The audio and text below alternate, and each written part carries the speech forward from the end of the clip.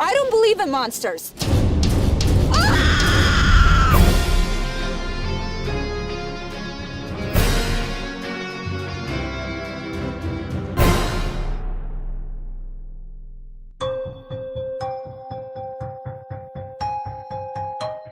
Welcome to Storyflix.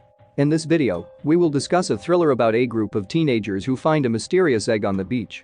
When it hatches on the next day, it turns into a terrifying monster. Can they survive from the monsters?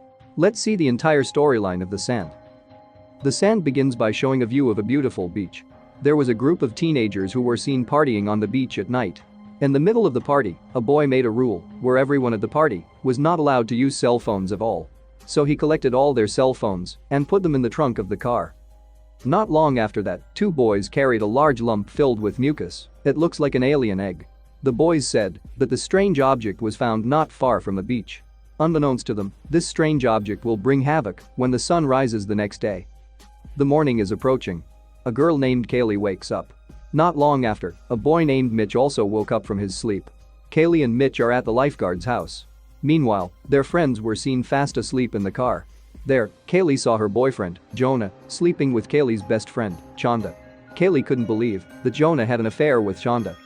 A guy named Vance and his girlfriend, Ronnie, wake up in the back seat while Marcia wakes up on a beach chair. Kaylee saw a seabird looking for food until suddenly the bird was sucked into the sand. Marcia, who was still sleepy, tried to get out of the chair. Kaylee immediately shouted, asking her to stay away from the beach sand, but Marcia had already stepped on the sand until her feet suddenly felt heavy. It was as if a magnet was pulling her into the sand. Everyone was so panicked seeing Marcia's condition.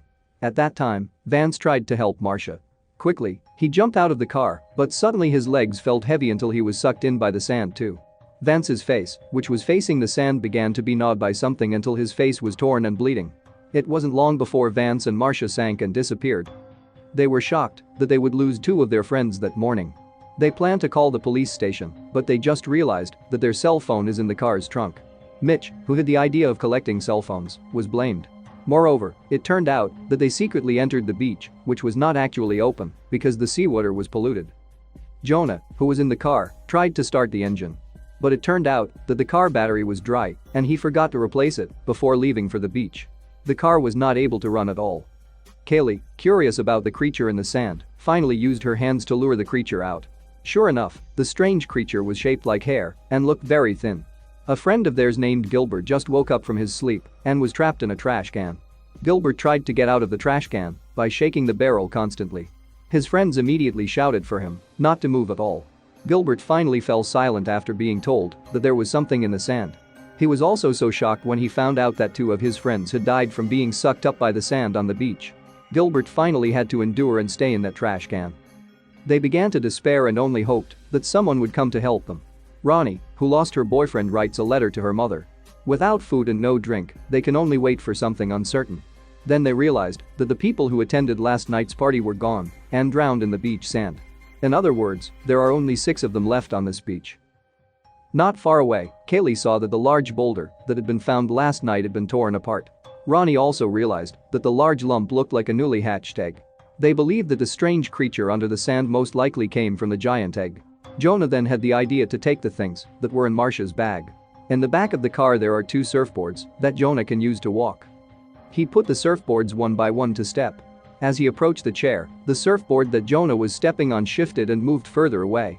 Jonah tried to keep his body from touching the sand at all, but the monster instead came out of the beach sand and touched Jonah's stomach. Luckily he survived and managed to jump into a chair. But his stomach was injured because it was bitten by the monster. Jonah looks like a poisoned person trying hard to endure the pain. He said his stomach felt like he had been stung by thousands of jellyfish. While taking the pain, Jonah opened the contents of Marcia's bag and found some canned drinks. One by one, his friends were thrown drinking water by Jonah. As he threw the drink at Mitch, unexpectedly, the edge of the wooden handle beside him bumped and almost fell off. Jonah's stomach wound was getting worse and festering. Jonah, who was in pain, could only lie on the chair.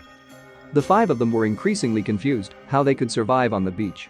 They had to take the cell phone which was in the trunk of the car. Ronnie also plans to open the trunk while stepping on the bumper of the car. But when the trunk started to open, suddenly, there was a patrol car honking non-stop. Ronnie suddenly slipped until her right finger caught in the trunk of the car. The man is a lifeguard. He asked exactly what Kaylee and her friends were doing on this closed beach. Kaylee tells if there is something under the sand of this beach. The disbelieving Coast Guard immediately got out of the car. Surprisingly, the monster that was in the sand couldn't hurt the man's leg. They were confused how the man walked without getting hurt at all. As it turned out, the leather shoes he was wearing protected the man from monster. The Coast Guard told Kaylee and Mitch to come down to him, but they both clearly didn't want to. The Coast Guard got angry and threatened to spray them with pepper spray. Unfortunately, the man's car key fell on the sand. He took his car keys, but his hands immediately felt heavy and he could not move at all. His hands began to be sucked into the sand. The lifeguard immediately sprayed the monster that emerged from the sand with pepper spray in his hand. Unfortunately, half of the Coast Guard's arm had to be cut off and bleeding profusely. He fell and was sucked into the sand. The incident made Kaylee and her friends realize that they had to put on their shoes and run away from this beach. Chanda then threw her towel at Mitch. But Mitch fell due to the loose edge of the wood. Mitch, who was lying on the sand, began to be eaten away by the monster. His feet and hands began to slowly enter the sand, while his friends could only watch without being able to do anything. In a state of panic, Kaylee suddenly has a brilliant idea. She gave the ledge to Chanda, who was in the car. Then Kaylee jumped from a lifeguard's house into the car. They then helped Ronnie to release her pinched finger. Ronnie's finger was injured and immediately wrapped in a thick towel.